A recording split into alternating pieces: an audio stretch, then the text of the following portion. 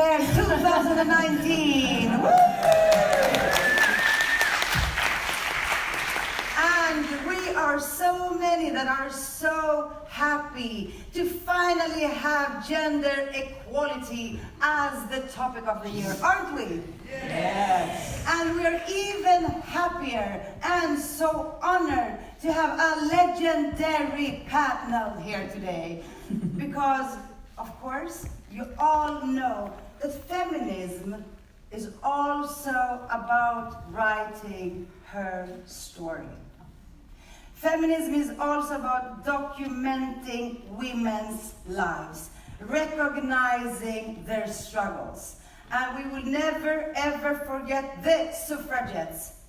Do you say suffragettes in English? And therefore, ladies and gentlemen and dear friends, we are so pleased that Feministiskt Perspektiv brought HELEN PANKHURST.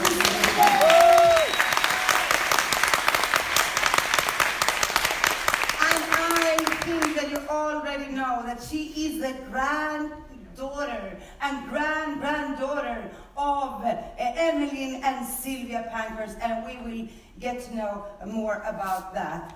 She's also the senior advisor to CARE International, working in the UK and in Ethiopia. She's a trustee of Action and a visiting senior fellow at LSE, visiting professor at MMU.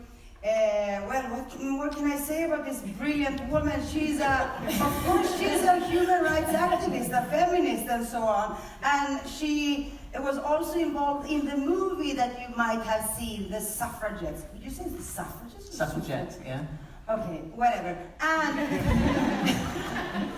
these not words, the story of women's rights then and now. And this is her book. You can read it, you can buy it. She can also sign. Can we have your autograph? And I can say I did the big mistake last night to start reading it. Thank you, Anna Clara, for giving me this book. And I couldn't fall asleep. It's impossible. Because you only want to go out there and change the world. And it's like a very methodic feminist Bible, I would say. Thank you so much for writing it. And in fact, I had prepared so many questions to this brilliant panel. I will very soon also present the two of these great women. But I prepared my questions, so intelligent questions. And then I just found on page first, you ask the best questions. So this is a very simple panel when we will elaborate on what happened 100 years ago. Where are we now? What are we doing with the METOO revolution or revelation or whatever we are? And how do we move forward?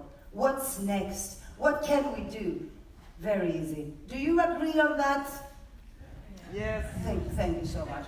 And then, we're also very privileged to have, because feminism, it's also about humanism. It's also about inclusion and diversity. And being an intersectional feminist, it's very important to see beyond the privileged few, beyond white supremacy and things like that. And it's also about including the rest of the world.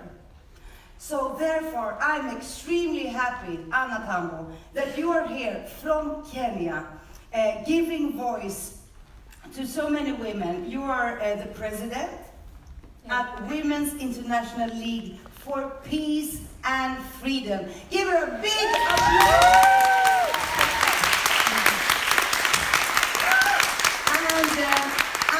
Also curated a podcast, or are you still doing it, I think, to decry chaos, conflict, and war. Because we have to remember, and I want to hear much more about that, that it's not easy to be a feminist. Not as easy as it is to be that in Sweden. It's not easy in Sweden too, as you know. But it's even harder in many other places, where we have state-sponsored sexism and so on. And of course, we also have a local hero.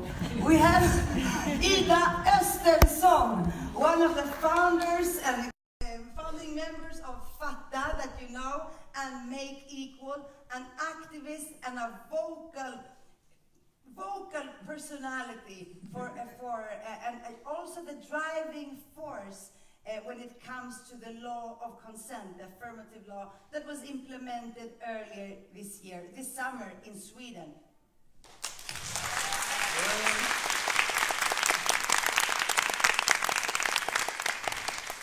Very happy to have you here, and I would like to start with you, Helen. Okay, the two of you, Anne and Helen, is it the first time you visit Sweden? It is my first time in Sweden, but I like it. It's really nice.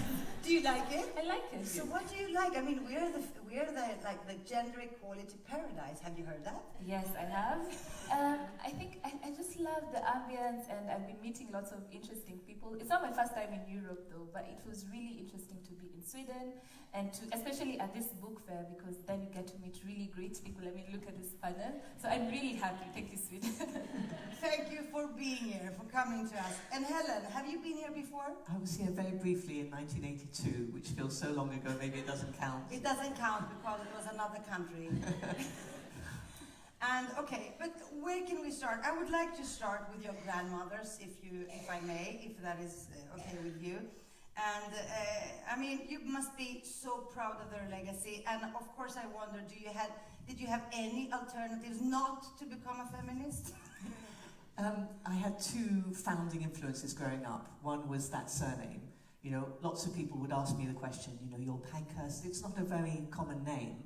And they'd say, are you related? And I knew what the answer to that was, which was a yes. And then people would smile or they would say something. So that response from other people is what actually generated increased interest of my own.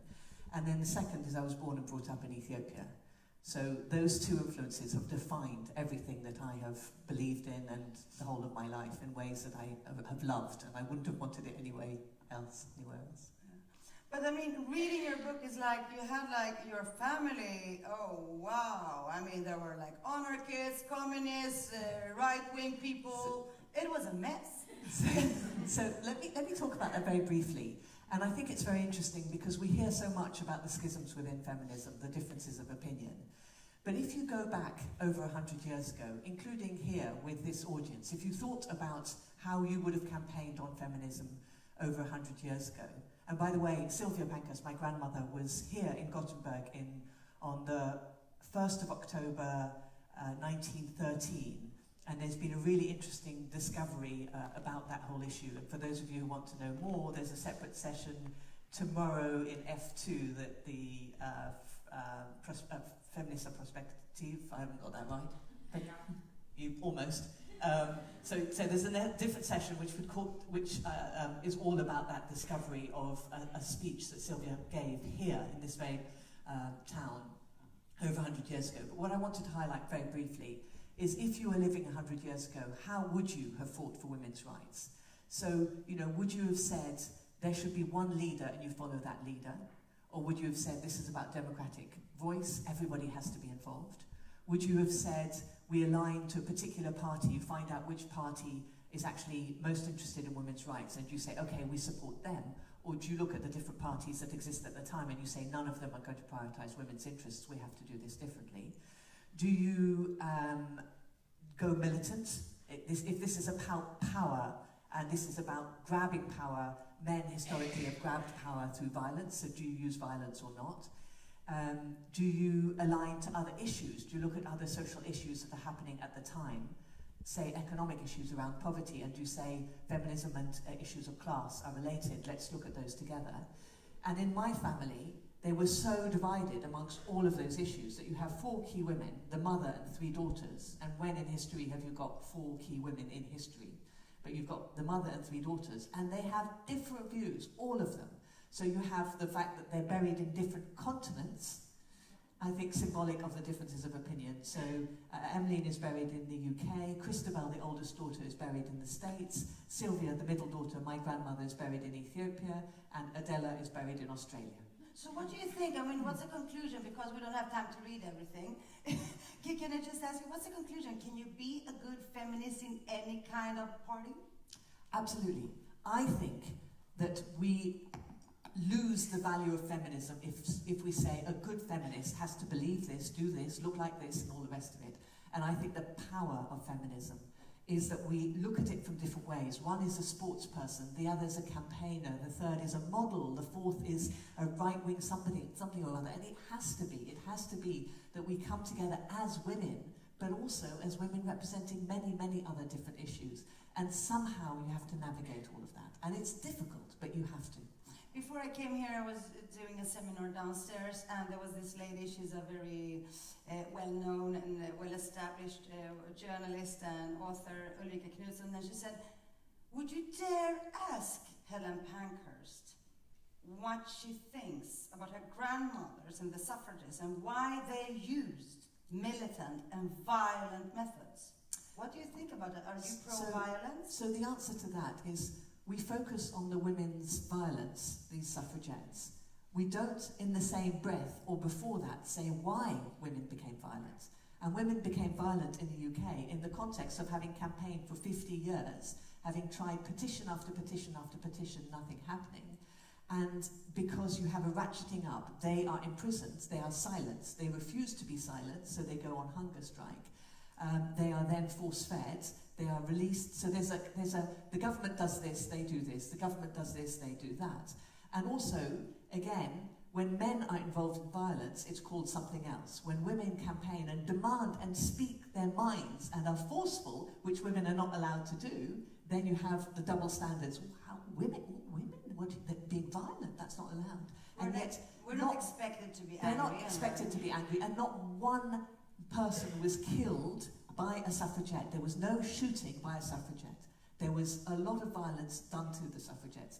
And that doesn't mean to say that sometimes, maybe, some people want to cross the line and say, if everybody else campaigns that way, maybe women should as well. But I'm just saying that that image is the media's image. That's the way the media was portraying a group of women who campaigned forcefully, innovatively. They had so many interesting approaches, and yet the only thing the media turns on is the violence that they used, which was nothing compared to the violence of the state, the so-called liberal, democratic state with all the powers that it had. What did women do? They just threw a few stones. Feel free to applaud whenever you want. Thank you, whenever you want. Yeah, thank you so much. I have so much I want to ask you, but I'll get back to you, because I would like to ask you, Anne Atambo, Kenya. I mean, we had this METOO movement. I mean, it started back in 2006, and it was, of course, a black woman, an activist, Tarana Burke, that started it. And I also did a METOO book here in Sweden, where the first, I mean, she has written the prologue. And then, but it really became something when white, glamorous Hollywood stars use the hashtag #MeToo, because I think that the world, I mean, I don't know if I'm cynical, but the world needs that to make a trend out of it. So it exploded.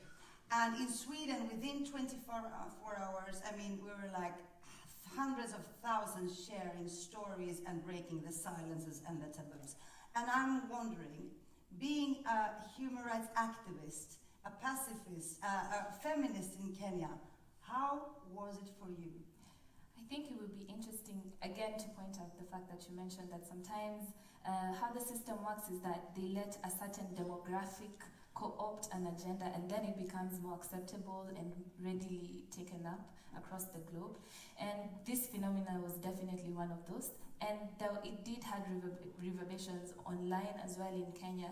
But then it's really important to note that in as much as we have all these international conversations that are happening, back home, locally, and in Africa as well, we tend to find ways that work best for us. But we get a lot of inspiration, and also we learn a lot from the movements that are happening globally. And so in as much as in Kenya it was not clad in the #MeToo movement, we also had our own ways of dealing with it.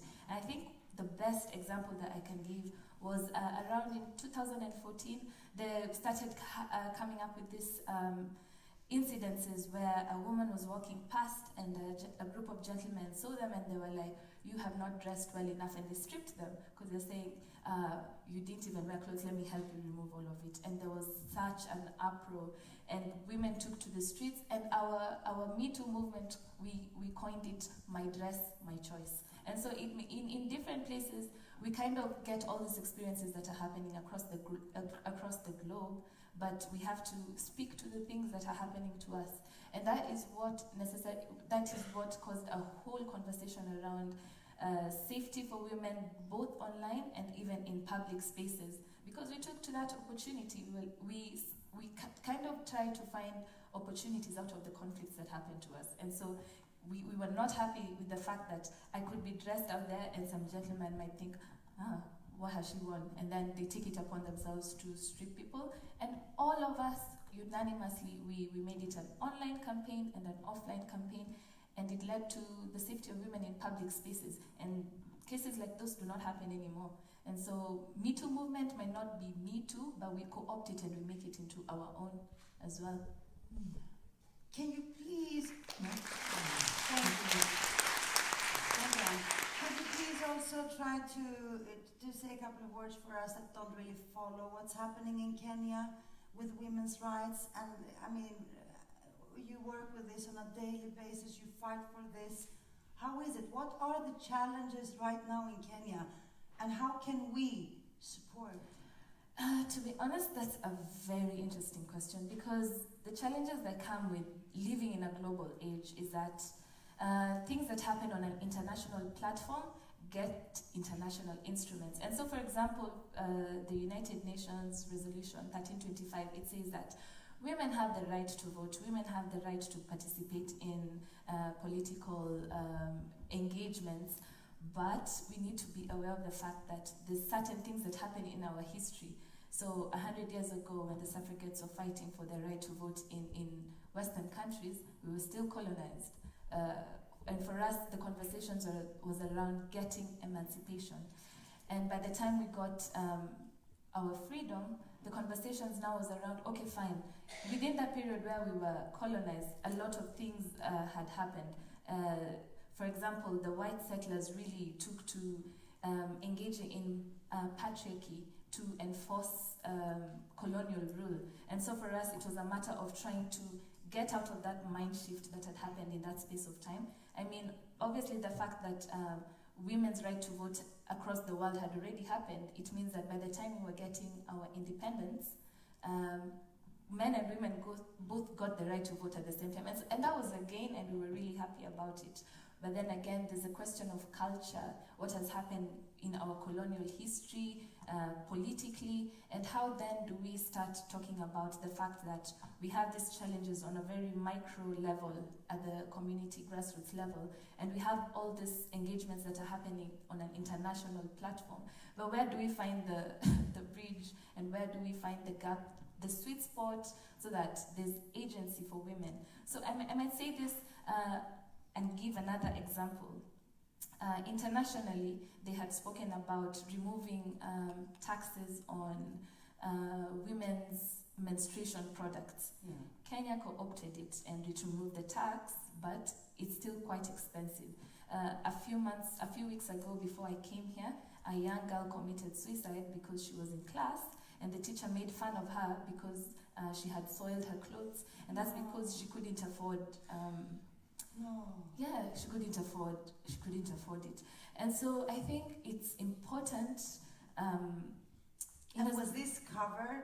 It was covered. So, and again, it's really important to have conversations like this to talk about the fact that we're making all these strides on an international platform globally, and how do we then address the things that are happening at the community level and give it the standards that they need to have. And so I would say the major challenge is in really trying to address some of these subtle and very complex engagements. And so when it comes to feminism, for us, it's not just feminism we cannot talk about having more women in power, but how well prepared are they? How are the power structures sensitized enough to allow for women to have their own agency and to own their spaces. And I think that is one of the things that I would say it would be really important to have that sort of conversations and dialogues and that kind of support, because it having all this support enables us to push for the agenda that we really need to achieve. Thank you so much for now.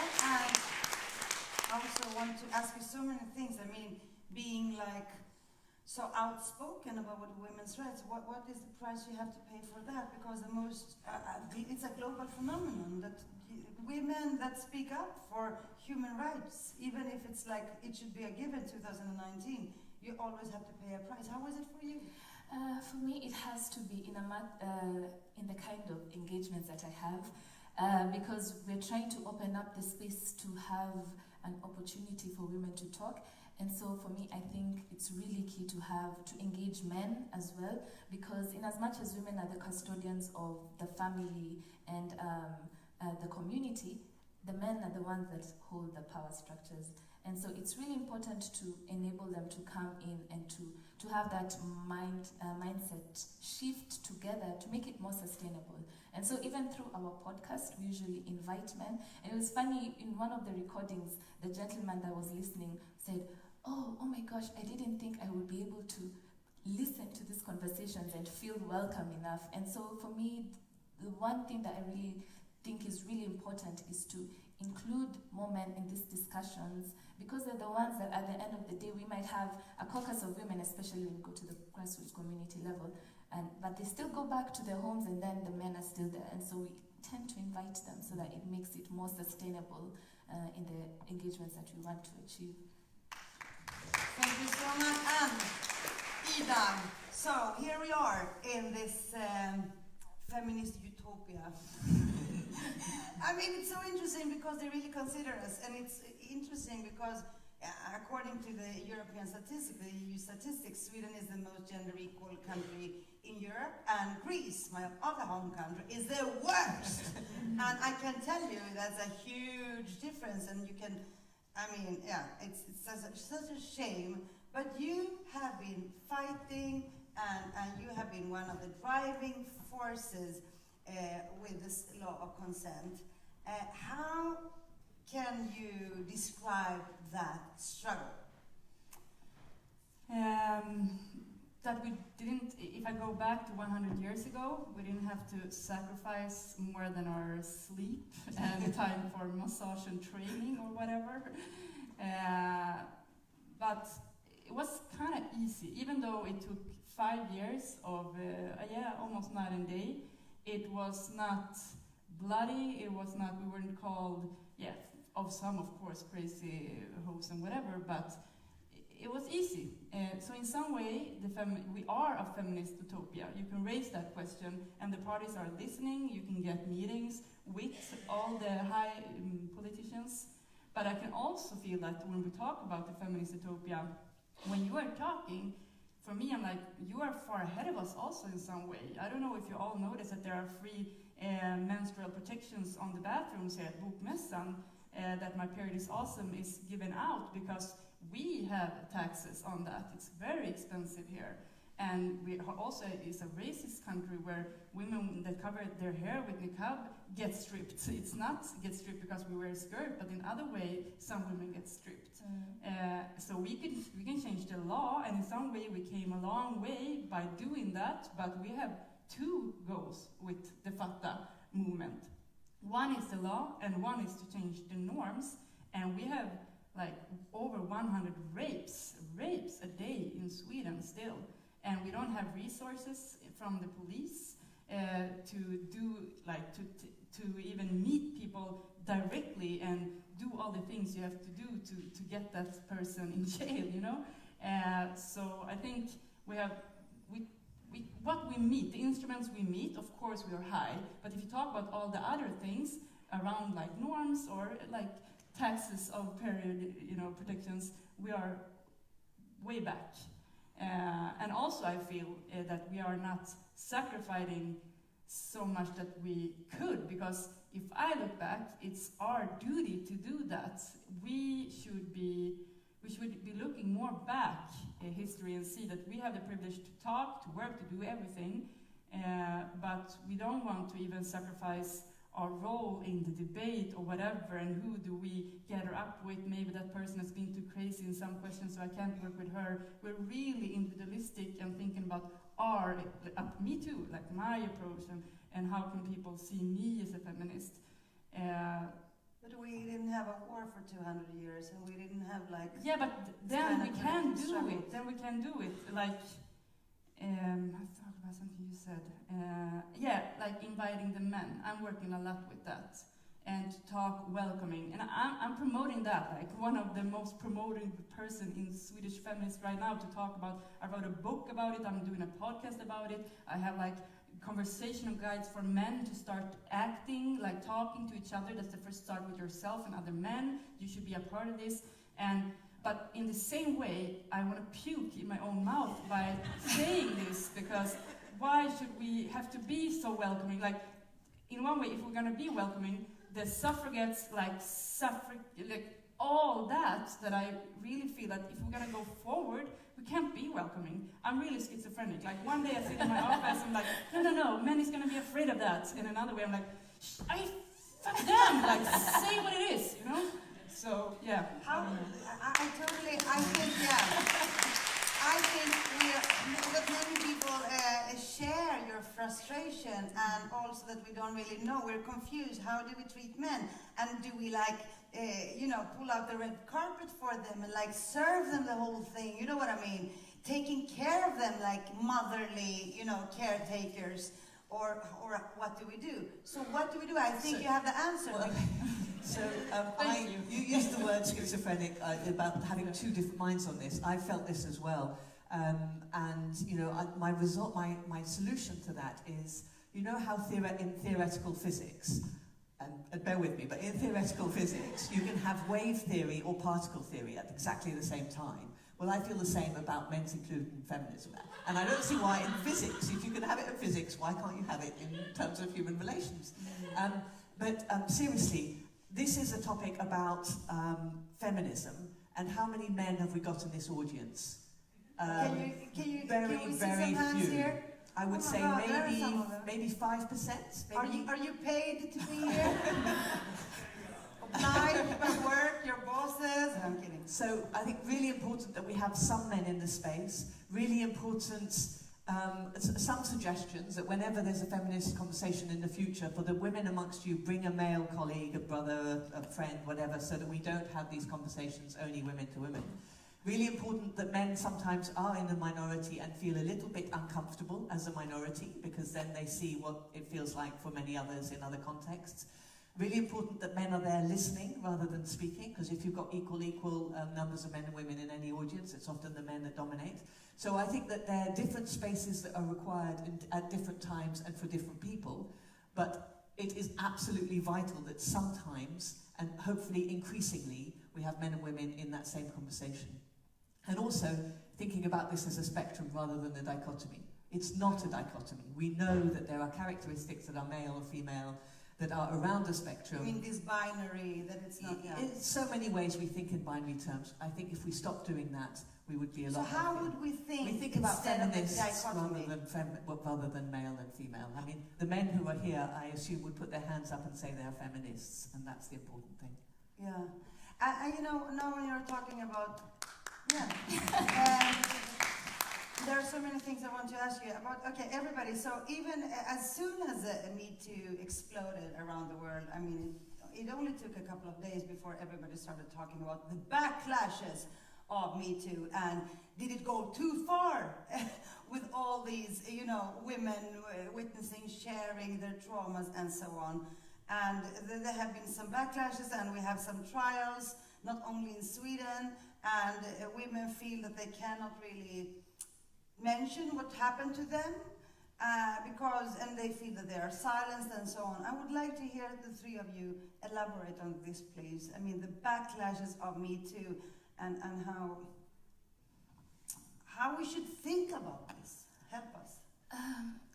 I think, first and foremost, again, coming from a different context, the backlash sometimes can be quite interesting.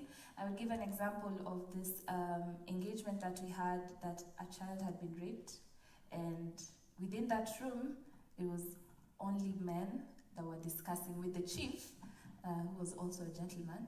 Yeah, he was a man, and they were discussing about what happened to them, what they need to do about it.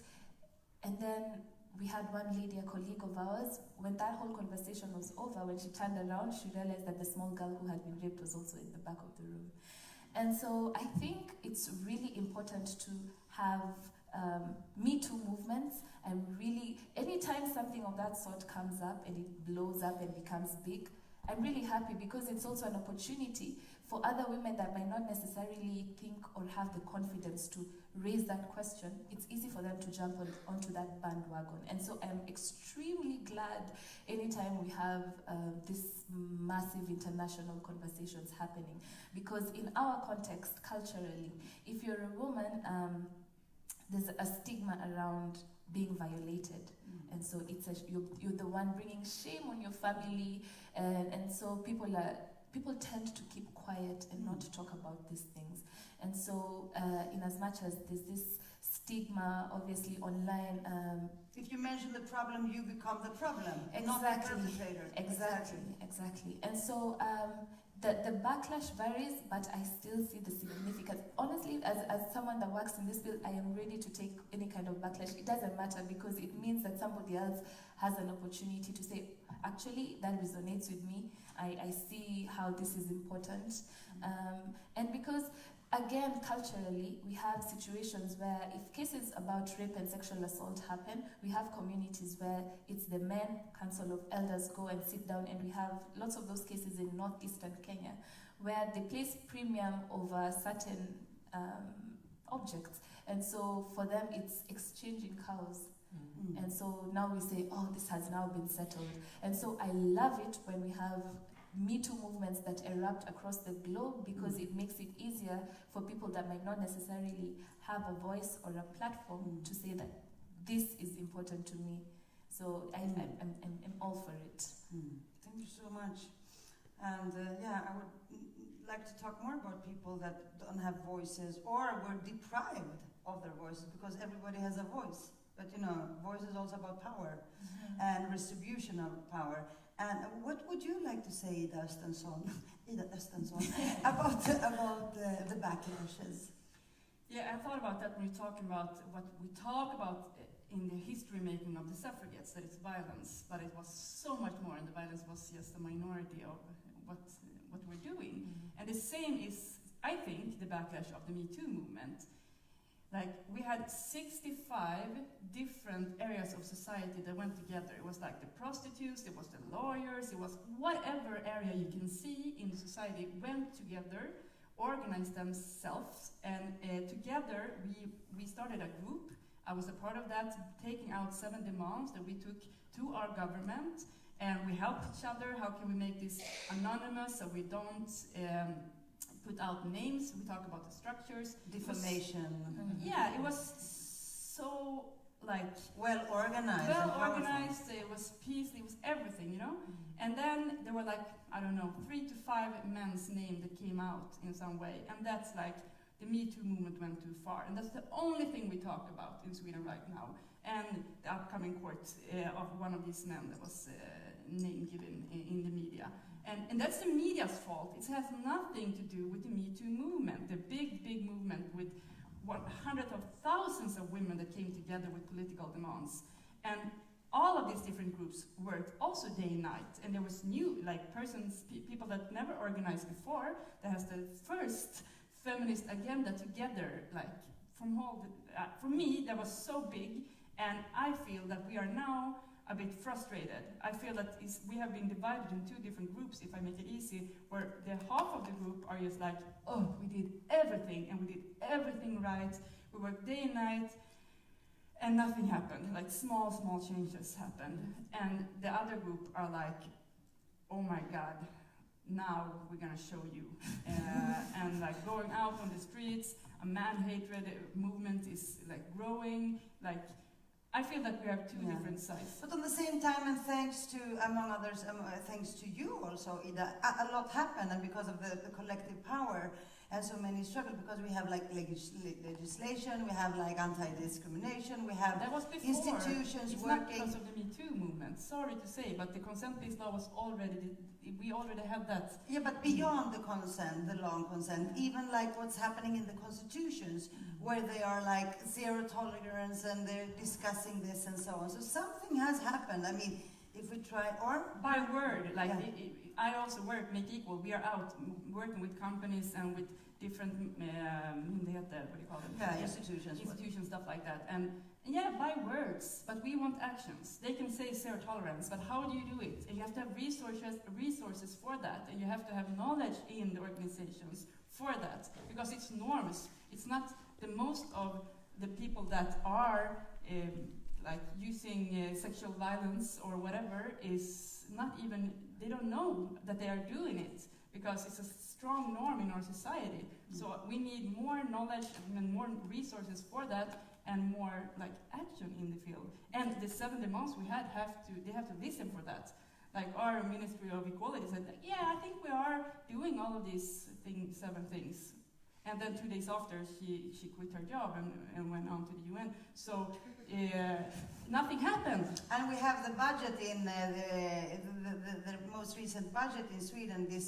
In this government that calls itself feminist, that gives, when it comes to tax cuts, it gives most money to the men who earns most, and it gives the least to the women that earn least. So it's exactly as your book says, it's like deeds, not words. And here I have to please ask you to contribute with some conclusions and specific advice to us. What can we bring home?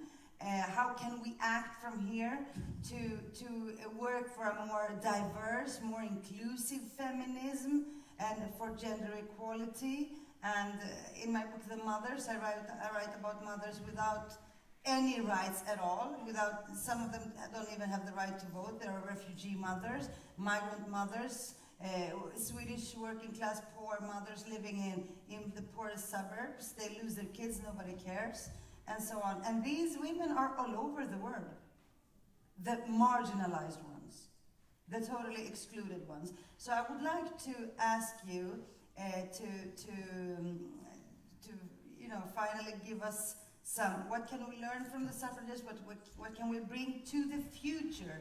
Please, Helen, if you can start. So a few quick thoughts. Firstly, on that point about what the media captures, the term bra-burning feminist, which I'm sure many of you have heard, this term bra-burning feminists. The bra-burning. Okay. Bra-burning feminists. They didn't burn bras. So when this critical moment when there was the rise of feminism in the 1970s, it got labelled by the media bra burning, but there wasn't any bra burning. It was a subsidiary media thing that happened on the side. So just to say that I think the media has and will continue to do its own thing, and we have to keep it on track and keep focused on the issues. There will be exceptions, but it's important to keep going. The second point I wanted to make is that for me, the solution is a combination of the agency of individuals, the issue of structural legal change, the legislation that you involved, the ILO convention now on the harassment and workplace violence, which is the post-MeToo. So there's individual agency, there's legislative change, but the fundamental bit is how the individual agency together results in norm change. Yeah. And for me, norm change is what we can all take responsibility for. You know, in small ways, we can push for that norm, that attitude, that attitude in the street where it's okay for a man to take the clothes off, and for a gang of men to take the clothes off of women, for everybody else in that street to say, no, you can't do that. So if we all take responsibility in our small deeds, in our small words, if we challenge the sexist clothing that grandmothers give to their grandchildren, if we challenge the sexist toys that maybe a grandfather buys for his grandson, if at school we challenge the language of how we expect a young girl and a young boy to behave. So for me, the solution is we can all do our individual forms of activism, and we can push the state. We vote and we change the legislation of where money goes. But beyond that, we change the culture, and we collectively are responsible for the culture. But how do we do that when you have... How do we do that when you have two home countries, the UK and Ethiopia? You spend a lot of time in both of them. The cultures are like, there's a huge gap and so big differences that even for me, like Greece and Sweden is like two planets. How do we do that? So the lovely thing with the ILO Convention on Harassment and Workplace Violence, which has come out of the individual agency of some women, which has created a movement, the social change, is now resulting in structural changes in every single country. The number of countries that signed the convention initially in July was massive. Lots and lots of countries signed the convention. Not one has ratified yet, but it's new. And what I would like to see is Ethiopia to be one of the first countries to ratify, an African country being one of the first countries to ratify something which is a global conversation we're having right now. And the reason why I think it might happen is because something has suddenly changed in that country, which means that it is more positive in so many ways than the UK, which right now is mired in the most crap. Sorry, okay, end of story. Thank you so much, HELEN PANKHURST.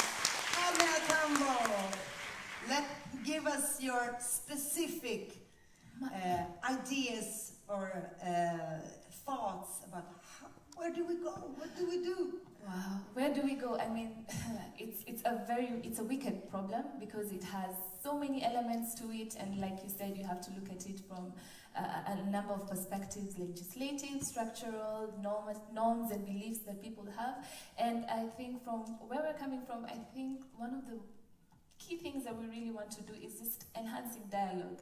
If I don't know, but I hear, like the way you've mentioned about you want Ethiopia to be one of the first countries to ratify that legislation, I want to go back and follow through with it and see if it's something that we can do. And I think dialogue is very important because now I can pick up on the things that you've done and the things that you say, and it's something that can be pushed forward. So again, solidarity, talking, understanding that we all have different challenges, but then we're supposed to be here for each other, because what I start now, I might not complete it, but somebody else will take it up. And so again, dialogue, solidarity, empathy, because that's what we need to be able to understand each other and fight for women's rights. Thank you so much, ANNE ATAMBO. Thank you. And last but not least, ÖSTENSSON. Please, Ida. Okay. Boil it down. So I'm going to give you like one advice from my two different sides. No, but on the inclusive, welcoming men's side, I say when men want your advice, when men around you feel frustrated that your partner or your brother, your son, whatever, aren't doing anything, you're doing it, give them tools. We read in a book, there's conversational guides. There are a lot of different, I read in your book, Tåget in Bokkyrka, like you talk to different schools around your neighborhood, that there are structural knowledge, how you hide the knowledge in the schools. Enlighten them. Yeah, like give tools. Check up and give 5 different advice and then say, it's not on my table anymore, but please do this, you have tools. And on the other side, when you are frustrated, don't be so welcoming and inclusive. Like try to, if you see someone that are angry, if you see something that you are like frustrated about, write angry, be angry, feel frustrated, and gather up with other women, most of that are frustrated, and like we did with Fatta, like we are going to have a consent-based law, we're not going to give up. And go all the way with that. Normalize anger. Yeah, normalize anger, someone.